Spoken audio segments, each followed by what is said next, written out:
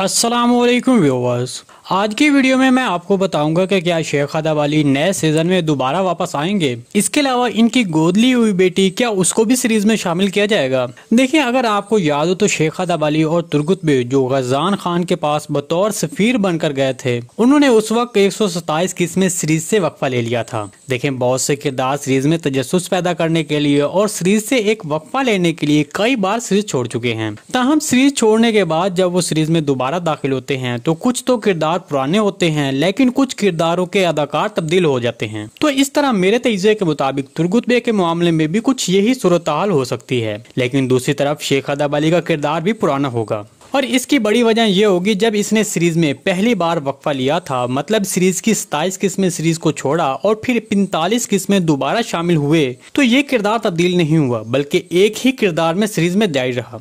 तो अब जबकि सीरीज में यह बताया गया कि शेख अदब अली गजान खान के पास बतौर सफीर जाने के बाद हज करने जाएंगे, तो इस तरह अब मुझे लगता है कि अब दोबारा शेख अदब अली को नए सीजन के वस्त में दोबारा शामिल किया जाएगा। शेख अदब अली की इस बार आमद भी पहले की तरह पुरजोश होगी और वो अपनी गोदली हुई बेटी जो कि दुर्सन फकी की बीवी होगी उसके साथ सीरीज में दोबारा नजर आएंगे। तो इस तरह वो सीरीज में बालातून की बहन की तरह किरदार अदा करेगी। इस किरदार के बारे में कहा जा रहा है कि बोयक सुलजोकलो में किरदार निभाने वाली सीजन एक्बासो गुलरी को इस किरदार के लिए कास्ट किया जा रहा है। आप इसके बारे में क्या कहते हैं, कमेंट सेक्शन में लाजमी बताइएगा। जी दोस्तों, आज की वीडियो भाई यहीं तक थी। उम्मीद है आपको पसंद आई होगी। अगर हमारी वीडियो आप तक बर वक्त नहीं पहुंच रही तो हमारे चैनल को सब्सक्राइब कर लें और बेल आइकन लाजमी प्रेस कर लें ताकि हर आने वाली नई वीडियो की नोटिफिकेशन आप तक बर वक्त पहुंचता रहे।